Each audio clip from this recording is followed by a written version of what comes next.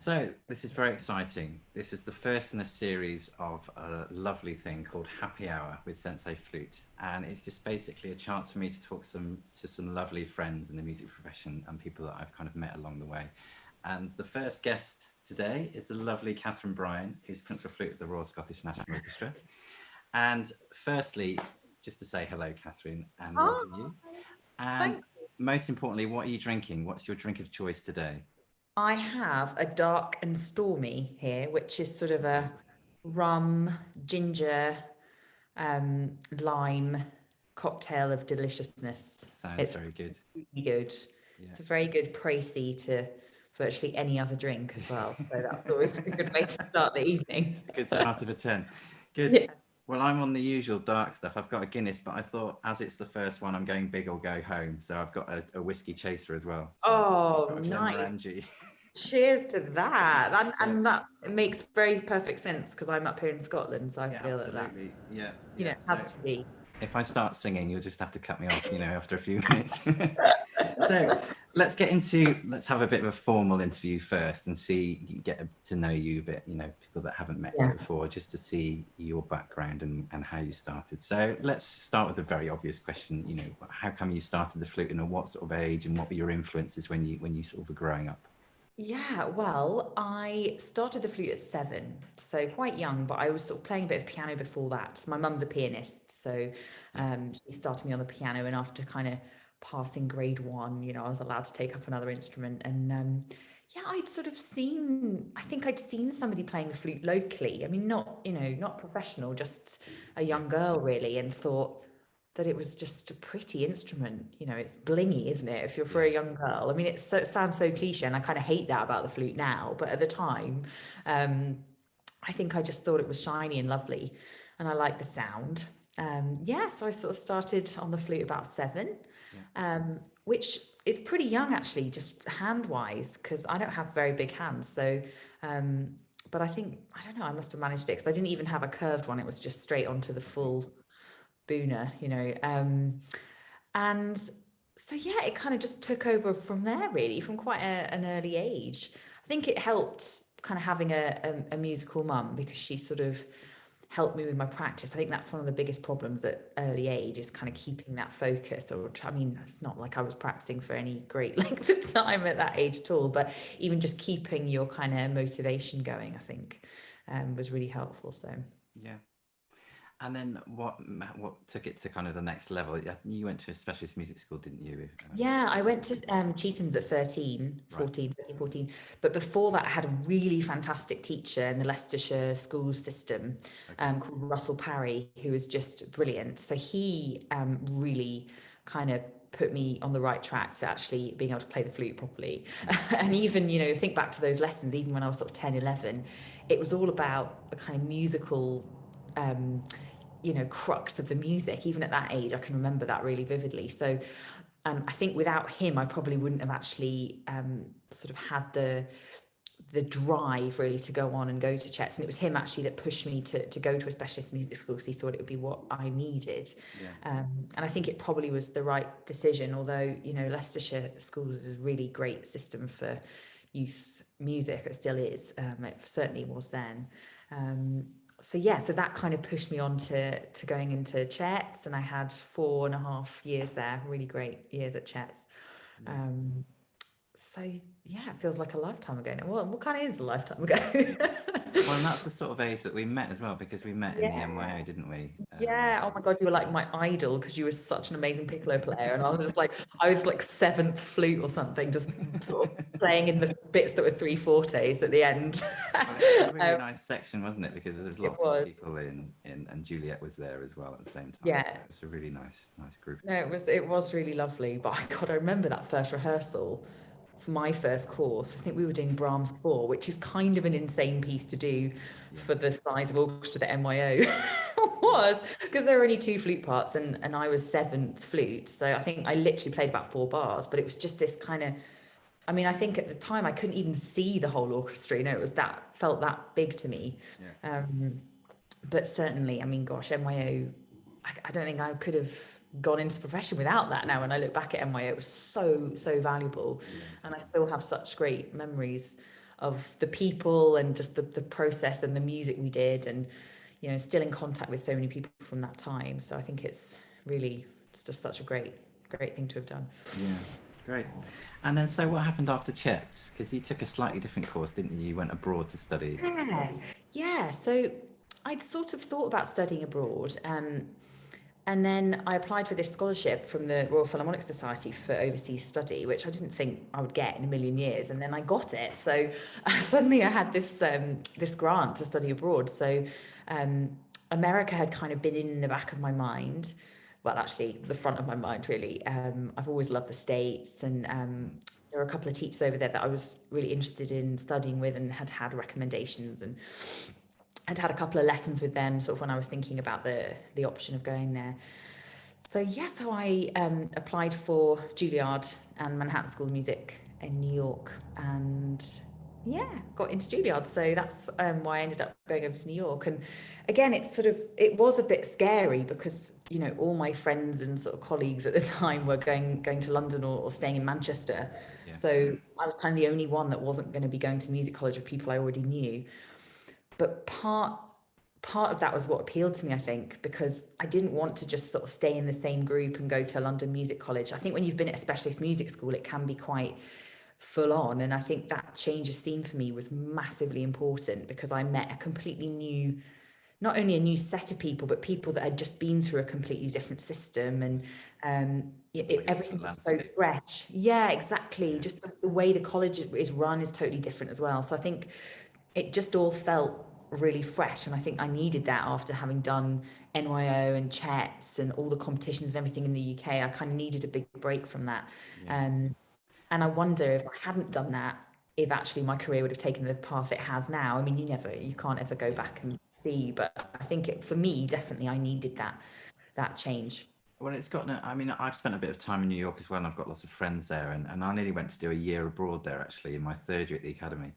But the thing that I noticed when I walked in the building, it's got an amazing energy. I mean, different to anywhere else in the world. I mean, it's so charged because you've got the dance and you've got the acting in the same place as well. And they're really intermingling as well. They're not separate. You really, my first year I was living with, singers and actors and a dancer, and, you're totally sort of with them and experiencing them all the time. And like you say, they do have a different kind of energy to them, especially the actors. Oh my God, they were like insane, but in a great way, because it just kind of makes you feel really excited to be there.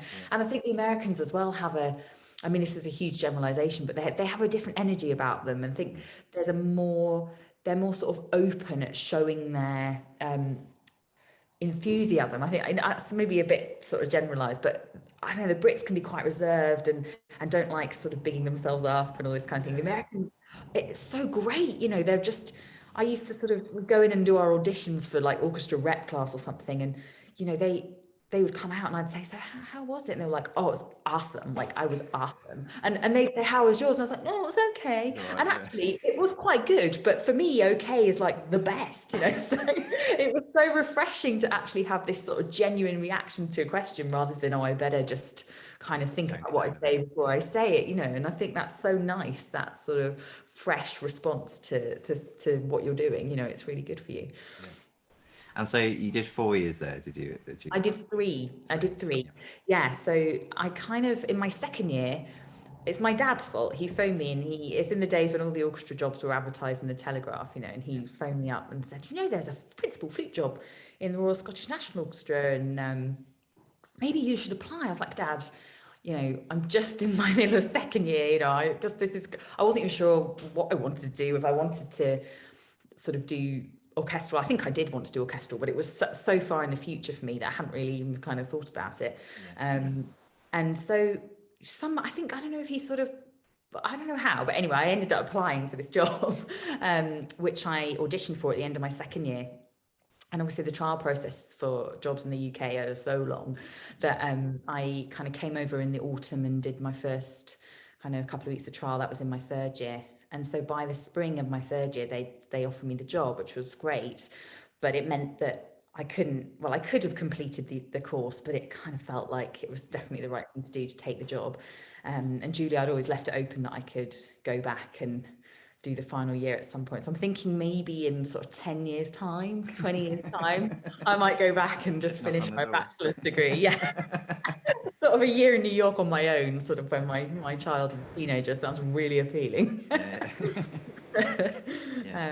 Yeah, so that's kind of how that happened, really. So it was a bit unexpected to only do the 3 years, but I mean, obviously for the right reasons. But I was sad to not finish it in a way, because I got a diploma instead of the degree I went for, the bachelor's. But it was just, I loved it so much there. I was sad to leave New York, but I try and go back. Obviously, I haven't been back much recently, but I try and go back every year or two, just to kind of get my fix of the city as much as anything else, because it's just like you say, when you walk into Juilliard as a building, like that sort of epitomizes the city to me. You know, it's just this kind of energy that kind of can wear you down but also bring you up. And sometimes I'd be so desperate to get out of the city, and the minute I get out of the city, I'm like, I need to go back to the city. You know, it's like a sort of drug or something, but in a good way, you know. But no, it's a great place.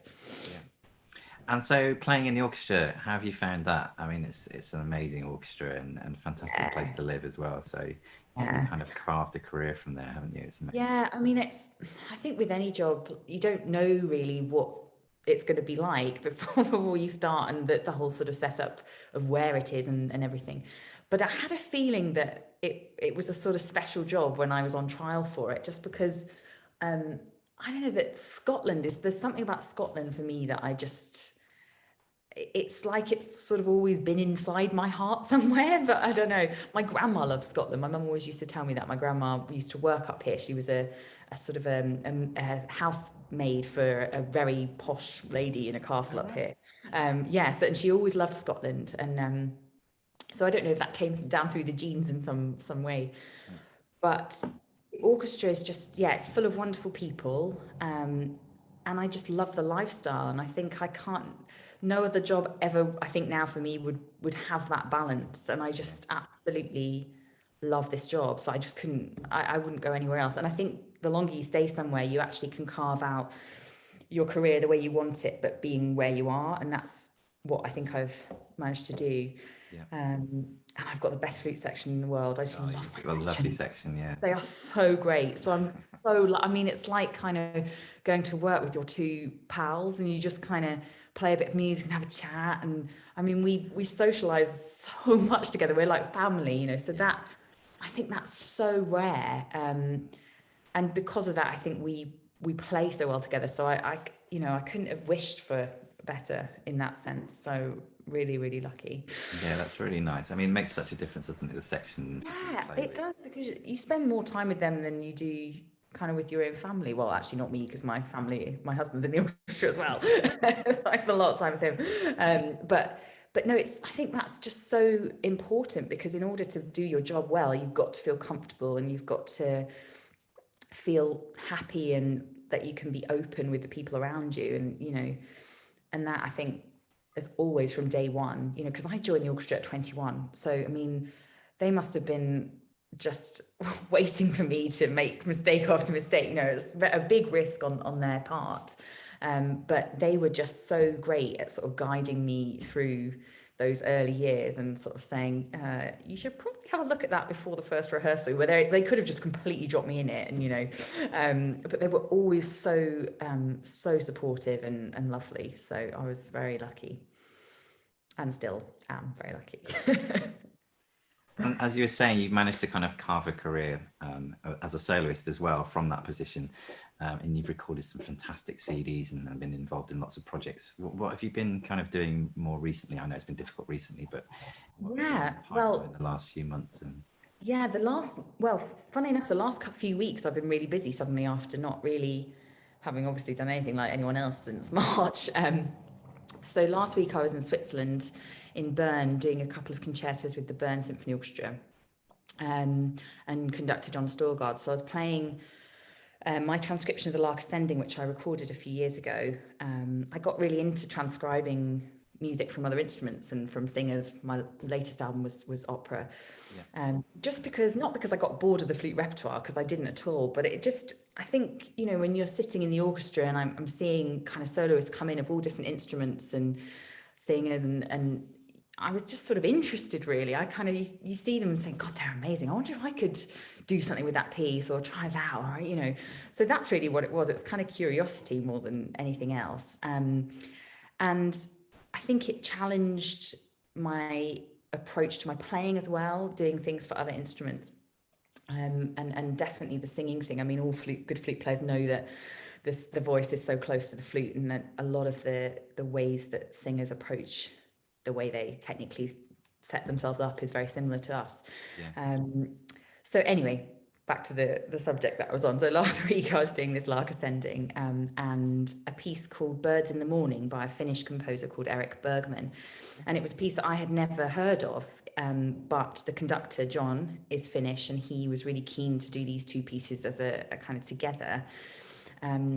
And it was amazing. I mean, the Bergman is kind of as far from the Lark Ascending as you can possibly get. It's kind of, you know, multiphonics and singing and playing and speaking and screaming and all this kind of thing. So I did all of that and then came back on and played the Lark Ascending. Like, whoa, it was quite weird. But actually a really nice combination. Yeah. And then the week before that, I was doing a Radio 3 recital, but again, not to an audience. That was this in Bern, it was to an audience, masked. But the week before, the Radio 3 was a sort of live recital to a microphone. Yeah, so that's been actually really nice. And I mean, for my motivation as well, I think everybody I've spoken to has sort of struggled in one way or another with motivation during the last few months. So it was really, I was so lucky, and that came along when it did, that those two projects, because it kind of got me going again, because I had no choice in a way. You know, I had to sort of get my playing and my brain back into the sort of zone of performance. And now I'm having a week off. Very good. Well deserved. Not more than a week though, otherwise I'll kind of forget again. To stay in that zone. I need to stay there now. Stay in that zone. Yeah, and have you been doing something for Nikki Benedetti as well recently? Yeah. Yeah, I have. Yeah, so Nikki is a really good friend of mine. And she's just so incredible. Like, all the stuff she's doing with her foundation has been amazing. And all the way along, I've sort of been so involved with it just because she's my friend, so I'm interested in it. And she sort of said, oh, I'm desperate to kind of branch out a bit into the winds. So she said, would you be up for kind of doing something for me? So of course, you know, I'd love to. And it's the class I did for her a few weeks ago was for sort of school age children. So I don't do that much for that age, not as much as I used to, because I'm working with students at the conservatoire and, you know, kind of more masterclass level when people come and place me. So it was actually really refreshing to go right back to kind of basics. Not that I probably don't go back to basics in normal masterclasses, and definitely in my own practice, crikey, you know. It's like, remember how to breathe, Catherine, you know. But it was lovely to just sort of break it down and have that real sort of natural child's response to things, and see playing the flute through their eyes again. It was lovely. Very honest, isn't it, with that? Yeah, it's nice. Sort of, you know, when you try and be flowery with an explanation, it's kind of, well, what do I blow there or there? You're totally right. It's just, let's be very simple about this, you know. So that was lovely. And yeah, hopefully we're going to kind of build a bit of a relationship there with the foundation and do some more stuff. So I'm excited about that. And she's a fantastic player as well, isn't she? I mean, she is. Yeah, so inspirational. She's so honest, you know, and I love that about musicians. I think when they play and it's like who they are, I think that's just the best thing you can say about a musician. If they put the piece over as they feel it should be, but you actually get to know a little bit of them, that for me is a really lovely thing. And I think it shows a real openness and a kind of warmth to a performer when they let you into them a little bit as well. Yeah. And so what are your kind of other influences in life? I mean, what inspires you? Not necessarily music. I mean, it could be other kind of instrumentalists or whatever, but what do you kind of really kind of take things from and inspire you just from normal life? Yeah, I think probably now I live out in the countryside out here in Scotland. I'm sort of quite near Loch Lomond, so our view from the house is mountains, you know. It's hills. I think I call them mountains because I'm really unfit, so even walking up the road is like a mountain to me. But so that, I think, just, God, I was so lucky that every morning I can look at that, and and there's just this space and just sort of everything, there's time and space for everything. So that I find really inspiring. And, you know, Scotland is so beautiful. I haven't even seen probably, you know, 1% of the beautiful bits, but you know, there's just so much right on our doorstep here that really I love to try and get out in. I mean, I've got a dog and a toddler, so there's no excuse really not to be seeing it. And I think the other thing that inspires me actually is just more sort of relationships with people, and friends are so important to me, and just talking to friends and being kind of interested in people, because music is, I suppose, just another way of communicating with somebody. So for me, it's always been really important to understand people and different ways of thinking about things, and how music affects people in different ways. So I suppose sort of reading a lot, and yeah, just spending time with friends. I don't have brothers. I've got a half brother who lives down in Essex, but I haven't grown up with sort of siblings. So for me, friends become like, you know, I'm that annoying friend that's just there all the time because friends are really, really important to me. And I think, you know, without that structure, kind of what, you know, there's no point to anything. And I suppose more recently, my son is now my sort of biggest inspiration, really, even though he is not my biggest fan in terms of playing at the moment. He sort of says, "Mummy, flute away now, flute away." but I still, you know, I want to do things so that he can look back and think, "Well, my mum did that." You know, she feel proud of that. That's really important to me, and I think especially as a female. Much as I'm a full-on mum, like I want to be 100% his mum and here as much as I can be, and traveling is not as appealing now unless he's with me. But I also want to show him that it's important to go out and do something that you feel is important, and, you know, work hard and try and achieve. So that obviously is something I want him to aspire to as well. I feel really strongly about that as well with my daughter, because she's slightly older than your son. And also because of the choices that I made before, you know, when I was working a bit in the shop, and then I've gone back to a playing career now. And I've got a CD in the car that I play quite a lot. I've come back to from a tour I did 10 years ago, it's a big pop tour. And I'll often put it on, and we'll be in the car together, and I'll just be messing around and say, you know, that flute player, whoever's playing on that CD is really good. And she goes, "Stop being silly, Daddy. I know it's you." It puts me back in my box, you know. But I think that's so, I mean, it's so wonderful both ways, isn't it? Because children can ground you. And I think that's so important, especially as a creative industry, you know, like sometimes I'll play something to Torben, and he'll just kind of go, like this, you know, and I'm kind of thinking, you know, that's Jolivet, Torben, that's Jolivet, you know. Of course he's got his hands over his ears, but so that's grounding. But like you say, I think, you know, children pick up on a pride, I think, in what their parents do. I hope so. I hope that's true anyway. I certainly think that about my parents. But I think it does probably take a little bit of age and life wisdom to really appreciate it. I had something a few months ago before the lockdown where Ems has always been, and my daughter's called Emily, she's always been a swimmer. Like, she's had swimming lessons since she was 6 months old, so she's like a little fishy. And so she's become a bit more physical, a bit more aware of her body the last year, which has been really good. So I've been doing, because you know, I do jiu-jitsu as well. I've been taking her in the park and doing bits of self-defense with her.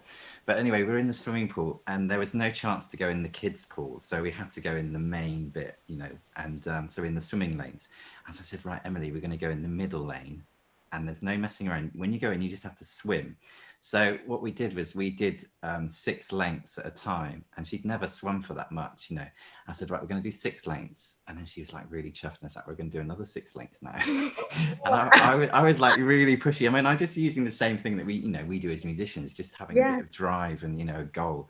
I said, don't think about the total number. We're just going to keep doing 6. And we did 30 lengths. And the sense of pride she had for the rest of the day, you know, at 7 or 8 years old, was just amazing. That's amazing. And I'm so with you. Like, I'm very much, I think you should instill a drive in children. And there's a lot of these days, you know, everything's fine. No, you don't need to win anything. You don't need to, I think I understand that, Yeah. but I also think that, children like to be driven, and Yeah. that's human nature to want to achieve. And, I Exactly. think that's really important to encourage that. And, then if for some reason it doesn't happen or they don't achieve, then there's a good way of dealing with that. But I'm with you. I think, there's nothing better than feeling, and we all know what that feels like when you do something that you're actually not sure you could have done. Yeah. There's no better feeling, really. Yeah. And talking about kind of things that inspire you and kind of things from the past, I mean, are there any kind of standout concerts? Or what was your first professional concert? What that you did? Was it when you were in Well, America? I played with the New York Phil when I was over there, Yeah. just for one project, and it was Carnival of the Animals. So it kind of is like a slightly scary, not really a real kind of scenario, because that was just slightly different. Yeah. So that was sounds really impressive, but I wouldn't even really count that because it kind of wasn't sort of a normal professional gig in a way. Yeah. So my first actual professional concert was probably my trial with the RSNO. That's the first time I'd sat in a professional orchestra, was on my trial. And it was, oh my goodness, it was Prokofiev Classical Symphony was my first Wow. concert with them. Yeah. But again, I was so naive, and I sort of had seen it in the excerpt book. I started learning it. And the orchestral manager, who now is Ewan Mackay, is just lovely, friend of ours as well, and obviously the orchestra. He sort of phoned me and booked me for the trial, and he said, "It's good news, exciting news. It's Prokofiev Classical Symphony." And I was like, "Oh, right, okay." No, just no idea. No, it was kind of the first rehearsal, and I thought, okay. And it was with a wonderful Russian conductor who's our music director at that time, Alexander Lazarev, and he's wonderful, but he's cheeky, and when he sees a new face, he likes to sort of see how you react to things. So he made us play on our own. Right. And I remember this kind of like just terror as I had to play the last movement kind of on my own, in front of this whole orchestra at 21 who I'd never met before. Yeah. So I think it was sort of make or break from that point. It was like Baptism of a fire. bit like Emily in the swimming pool. I was like, I'm just going to do this now. So that was my first professional concert, was that. I can't remember what the second half was. I was so just pleased to get through the classical symphony. I can't remember what else was in the concert. And I suppose in a way that's why the job's so special to me, because I kind of I grew with the job.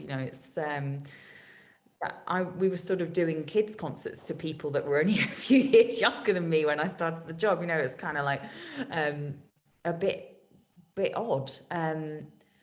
But you'll know as well, in the music profession, there's never about age, because everybody's just doing the same thing, and it's just a language, really, isn't it? That sounds a bit cliche, but we're all just speaking that language, and everybody's got a voice, haven't they? Everybody's got something to say. Yeah, exactly. And I think that's what is so great about orchestras, is you have such a range of age and experience and life experiences, as well as sort of musical experience. And I think that's what makes an orchestra so amazing. You don't want everybody that's been doing the job for the same amount of time and is trained in the same place. You want this kind of colourful, eclectic mix of weirdos, which most orchestras are. Yeah.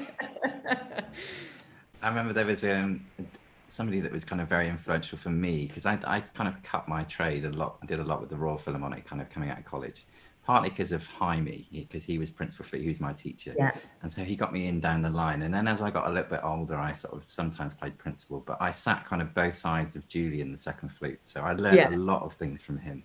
And he's got amazing kind of trick fingerings, so I picked up a few of those.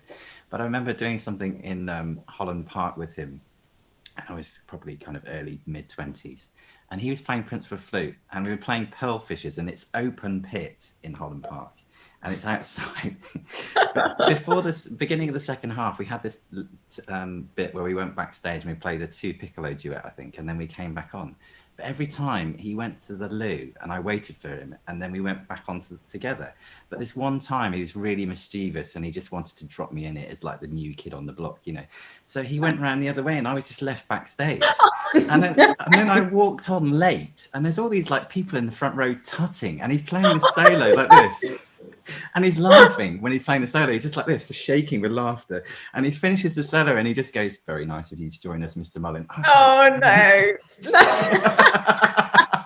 I love that though. That's kind of that's I mean, it's those stories that you remember though, isn't it? It's not kind of, people always say to me, what's your kind of favorite RSNO story? And I can't think of any of the like amazing content. Well, I can, but it's the time when, like somebody drops the bell off stage and everyone's laughing. It's always about laughter, and we play the worst instrument for laughing, don't we? I mean, it's just awful. Kind of trying to keep going while everything's kind of changing here. And no, I love that. That's a great story. And have you got to tour very much with the orchestra? I mean, initially, have you? Yeah, we've done some lovely tours. Well, recently we've done a couple of US tours, which have been great, and we had a lovely California tour a couple of years ago, and we took Torben, my son, who was only 8 months, so we took him on tour with us around California, which was just brilliant. We were playing a violin concerto by Danny Elfman, which is who wrote The Simpsons. Yeah, it's a really cool violin concerto. So Danny Elfman was on the tour with us, and our PR guy one night came up to me and he was like, "Katherine, I wondered if you could do me a favor. We're hoping to interview Danny Elfman before the concert." And I'm quite often doing interviews for people because I quite like talking, as you can probably tell. So I was like, "Yeah, that's fine. I'll do it." Then like, "No, not you." I was like, "Oh," they said, "We wondered if Torben would do the interview." So I said, "Yeah, okay." So Torben at 8 months is plonked in front of Danny Elfman, kind of just looking at him going, "Eh?" And Danny had to like come up with all these answers to all these questions. It was priceless. So now we feel that we need to take Torben on every tour so he can do all the sort of the pre-chat with all the stars. So yeah, that tour stands out because it was kind of my first tour, obviously my first month back at work really since Torben. So being able to kind of combine the two things was weird, but also really lovely. We did China, kind of a lot of orchestras go to China. I really loved that first China tour because it's the first time I'd ever been to China, and it's not the kind of place you're ever going to go really unless you're touring. So I found that tour really fascinating. And yeah, we've done some really, like, we did an amazing tour to Sweden that I loved, but I love Scandinavia. I love, I from the Gita Markussen pedigree, and so I'm sort of have that. I feel like my sort of second mum is Scandinavian because of her, so it's always sort of been a nice place to go. So that was a nice place to go with the orchestra. We ended up actually doing an orchestra. One of our tour concerts was about 10 minutes down the road from Gita's house. Oh, brilliant. So it was very, very odd, having been there as a student and had lessons at her house, suddenly to be playing kind of in this concert hall down the road. So she got to come to that concert, which was a nice kind of full circle thing as well. So yeah. And I mean, there's auditions coming up now for music college. I mean, thinking back, it's probably a good time to ask you, have you got any advice for people going for auditions, kind of retrospectively and thinking, what they should be practicing, or how to choose a piece, or things like that, or teacher, or even a place to go?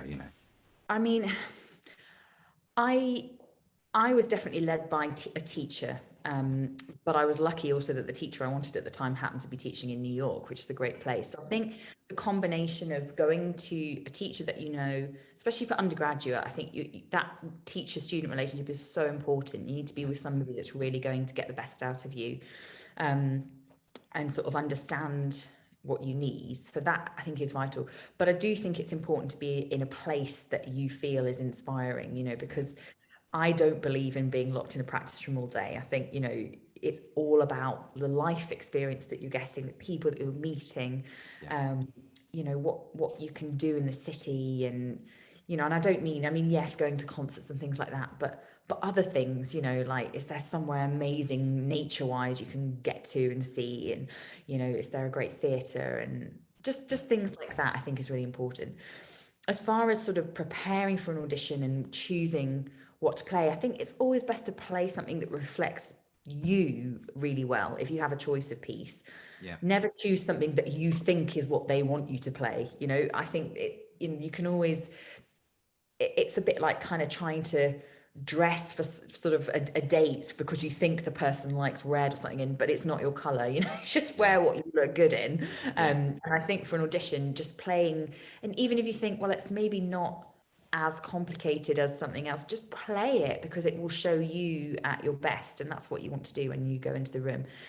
And I think it's an awful situation in audition, because it's so nerve-wracking, and I know, because I suffer really badly from performance anxiety still now, probably almost worse now in a way than when I was younger. But try, even amidst that feeling of being nervous, just to be able to talk to the panel and just be yourself, and don't be afraid to ask questions, and just be a sort of a human being. Yeah. It's not about looking for some flute machine, I certainly, when I sit on panels, I'm looking for somebody that says something to me that I feel is interesting and unique and creative. You can teach the technical stuff. So if somebody's got a technical issue, I know as a teacher that I can sort that out. Yeah. But it's hard to teach that instinctive desire to play, and to tell that story. I'm kind of really interested in the theatrical, not the theatrical side of playing in the big drum. I mean, I do like that as well, but the sort of storytelling element of music. When I speak to audience members, they are there to be kind of swept away or taken somewhere, or they want to feel something. So I think if you're not feeling that as the musician, how can they? Yeah. So that, if you can focus on that sort of intent, even in an audition situation, then you're kind of halfway there already, more than halfway there. And I mean, be as prepared as you can. I mean, I know that's obvious, but prepare yourself in terms of having run the whole audition, like to your dog, in front of the mirror with your record button on your phone so you can watch it back.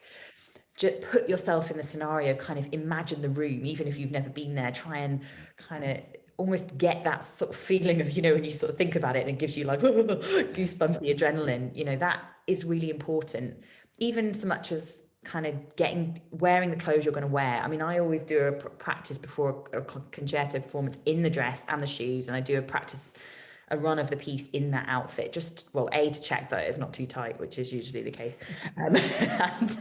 and B, just because it kind of gets me in the zone. So one thing is not going to be completely alien, so it's not easy. And then sorry, you probably just wanted one sentence, and I've given you like forever. No, it's really interesting, because I've got some things to add as well. I mean, I'd love to hear them, because I always, I kind of give advice to my students on this sort of thing, but I always say to them, look, I am in the same boat as you with nerves. I eat loads of bananas, I try and do some breathing exercises, things like that, but actually the bottom line, I suppose, for me is, if I'm not feeling that nervous energy, then actually I shouldn't be going on stage, in my mind, because that's what sort of any kind of performance, audition, concert, whatever it is, that adrenaline, I think, is sort of infectious. You want that feeling of excitement as much as anything else, both for yourself as the performer and also for your audience. Yeah. I mean, I completely agree. I mean, it's something that when you're younger, I think you're bulletproof, to a certain degree, because it's also a case of being a bit like a bank account, that if you build up these fantastic experiences and you win a competition, you do well in an audition, it all adds up, that even if you're under a lot of strain and pressure and you go overdrawn, it's still fine, because you've got that resilience in the bank.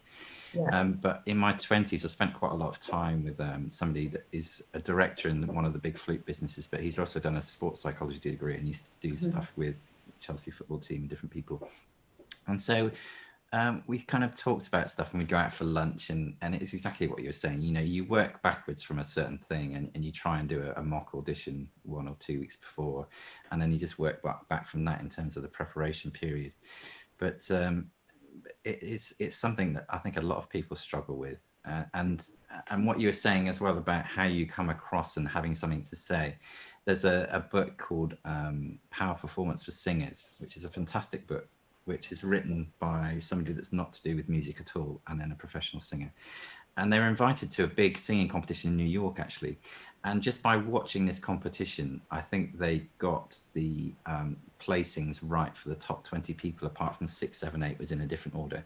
but purely on how these people carried themselves on a stage, you know, because it's at least 50% is body language and how you come across, and Totally. you know, and it's the same thing as when you see other people, because you know, I've got this background in martial arts, and it's very much the case. There's a lot of charlatans in the martial arts, and people that look very good in their own dojo when they know what's happening. But you can just tell when somebody walks in a room how they carry themselves in any field. You know, if they're the real deal or if they're not, and they just give off a certain energy, like you were saying about Juilliard, you know, with the dancers and the actors, and just having that raw energy. But it is very much the case, you know. It really is. Yeah. It is like the wild, you know. It is like nature. You can see when you come up against the lion, you know that you're in trouble. So no, I totally agree, and I think I also try and always remember that the kind of feeling, the physical feelings you get with performance anxiety, it's your body reacting to potential attack, which actually, when you talk about it like that in terms of going on stage, is kind of so ridiculous because nobody is going to hurt you, you know, but it is that's what the feelings are, to sort of your body protecting itself. And I think sort of thinking about the worst case scenario as well is quite, you know, but then sometimes I do that and actually the worst case scenario is quite bad. Like the time I got my shoe stuck in the stage during a concert, and I thought I was going to be stuck on the stage for the entire second half while they played the Shostakovich Symphony with me stuck in the stage. That would have been bad.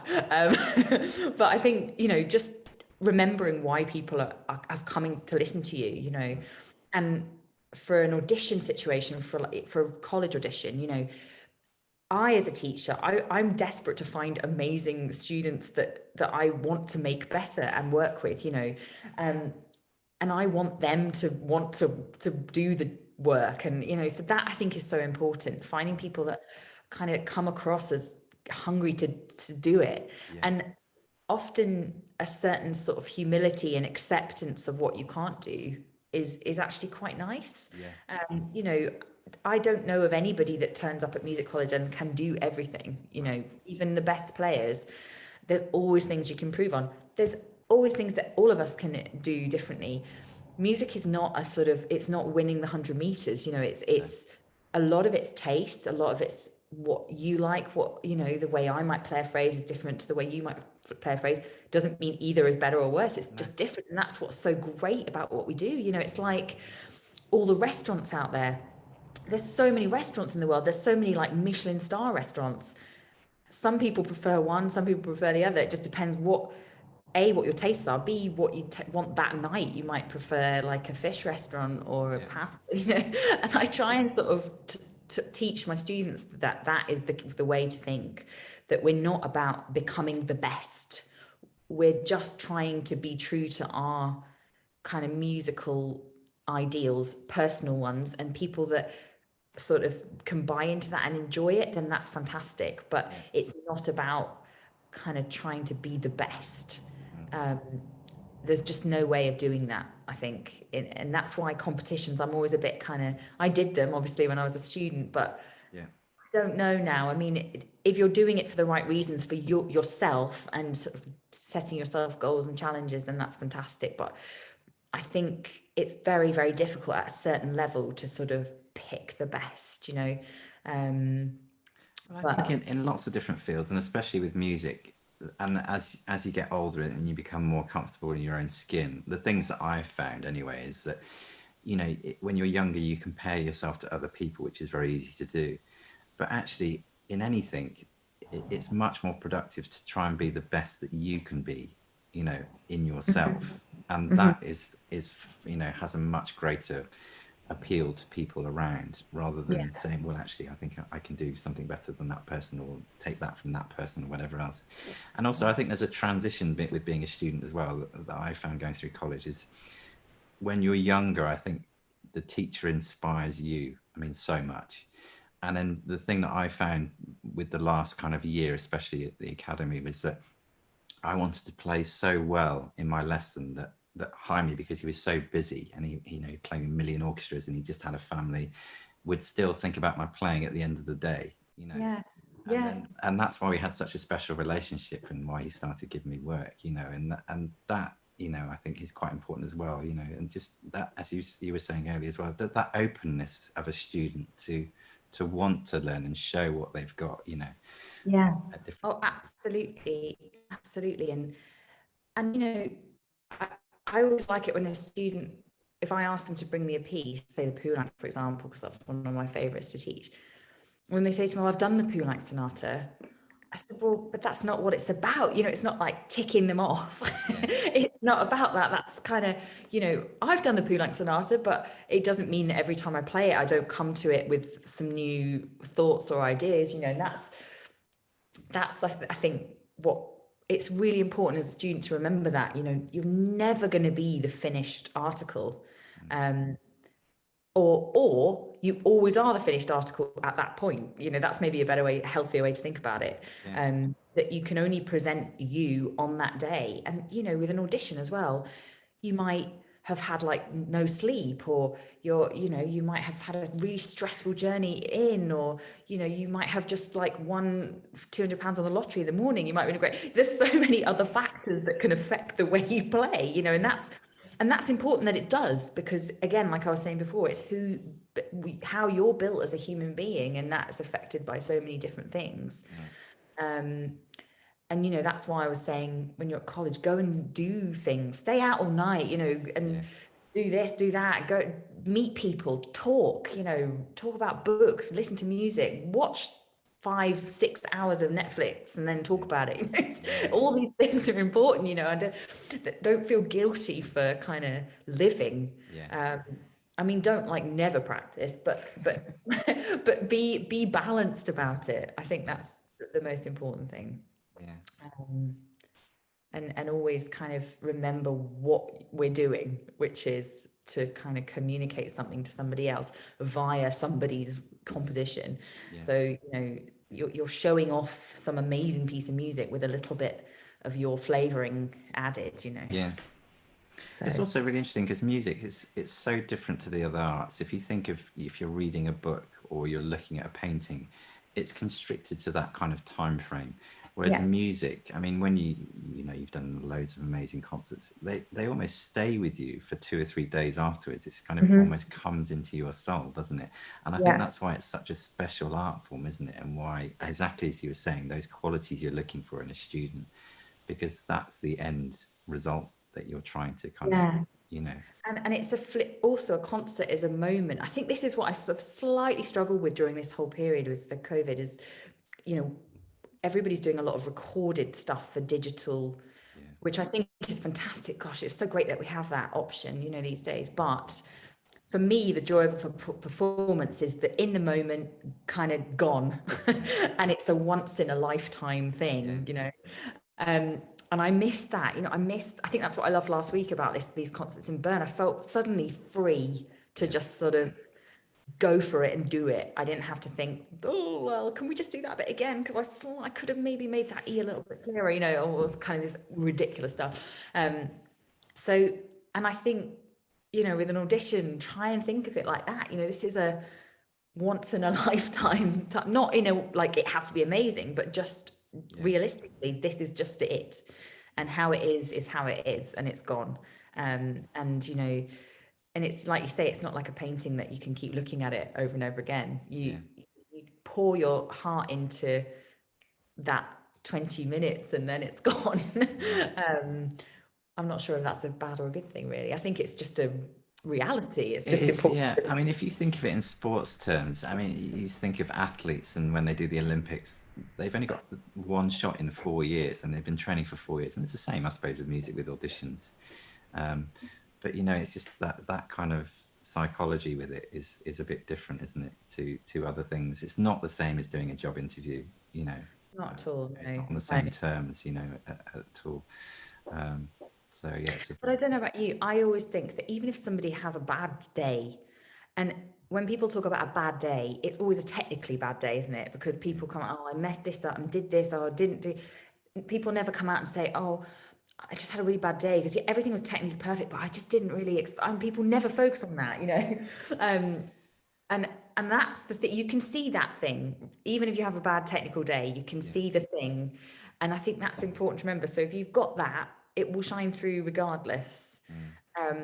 And I will always look through crack notes and, I mean, you know, things like that, little slips. I will not accept bad rhythm. And bad intonation. I like good rhythm, good intonation. I'm But definitely with you with that. anything else I can kind of forgive, you know. And I think, you know, just always, even if, you know, flute players are the worst for this. When they go, oh, my sound just isn't right today. Oh, my sound isn't good today. My students come in all the time, my sound isn't good today. I said, well, it sounds the same to me. Because, and I know, I do it myself. I drive myself crazy because we feel so much of what we do. And then we put into the sound of what we do, what we feel. And it isn't always the case that what we feel is actually what's coming out. So I think sometimes you have to just put that to one side and say, well, that's how it's going to be. I'm going to make something magical here, even if I feel it sounds a bit rubbish, because it won't. But you know, you have to play through that because that time isn't going to come back. Well, it's always like a triangle, isn't it? That you think you're putting in a massive amount, and you're the bass, and then the point of the triangle is actually what comes out. And as you say, you know, everybody else just thinks it sounds exactly the same, you know, day in, day out. So it's that kind of reality check, isn't it? You know, putting things in perspective. It's frustrating though, isn't it? Because actually when you feel you've played really well and people come out and go, yeah, it was good. Actually, especially when you've done something 3 nights in a row, they're like, do you know, my favorite was the Friday night. And you're like, but the Friday night was my bad sound night. How can you think Friday night was the best? Saturday night I had like my magic lips on and it was amazing. You know? So, I mean, you know, that's what like you said, it has to be what you feel and what you want to achieve, and then you do it for yourself, and you know, you come away feeling like, well, I thought that was really good. So I'm happy. So I mean, do you have any kind of regimes or tricks behind the scenes that, you know, with performing and stuff like that? Do you have a set thing that you do, or? Not really. As I say, for nerves, I always like eating bananas, but it's such a silly thing. But no, not really. I mean, no, I always have these great dreams that, you know, like before I go on stage, sort of the hour before, I'm going to be doing sort of meditating and my breathing, how I sort of tell everyone else to do it. And I try to do it for like a couple of minutes, and then I just like play the bits that I find difficult over and over again, like a million times. But so no, I mean, I think I just have to be really honest about it. No, I don't. I try and prepare as best I can. I you know, even things like, because I used to be much more crazy about it, actually. I used to kind of like not drink coffee on a concert day, and, you know, not drink the night before and well, the week before maybe. Now, coffee in the morning, played just fine. Glass of wine the night before, it sounds great. just as happy. So I kind of think, you know, I think the best thing you can do is actually just try and be relaxed and be yourself. Be normal. Because the more you say, well, I'm not going to drink and I'm not going to have a coffee, the more your body is thinking, well, hang on a minute, something different's happening here. So if you normally have a glass of wine with your dinner, have a glass of wine with your dinner. You know? But it's different for everybody, you know, and I know some people really benefit from like avoiding coffee and things like that. But for me, I think not putting too much pressure on myself is the only thing that works. And feeling confident in my preparation. I mean, I also have had that feeling when I'm about to walk on stage and I think, I just have not had enough time to prepare for this, and I feel horrible. So I have to try and make sure that somehow I make sure I feel prepared, because that's a horrible feeling when you don't feel when you feel like I could have done more. But there's a difference between feeling you could have done more and I've done enough, because we can always do more, but, you know, I've done enough. Is the key, I think. Yeah. Great. Well, it's been absolutely lovely, and thank you for giving so much of your time to have a chat and a little drink together. So lovely. It's been so nice. Thank you. And it's just nice to hear your thoughts about things, you know, and just talk informally about, you know, different bits and pieces. But I'm sure lots of people will get loads from this conversation. I hope so. Anyway, thank you. So I hope you enjoy the rest of your evening, and thanks for joining us, Katherine, tonight. Thanks, Ian. Lovely to see you. Take care. Bye.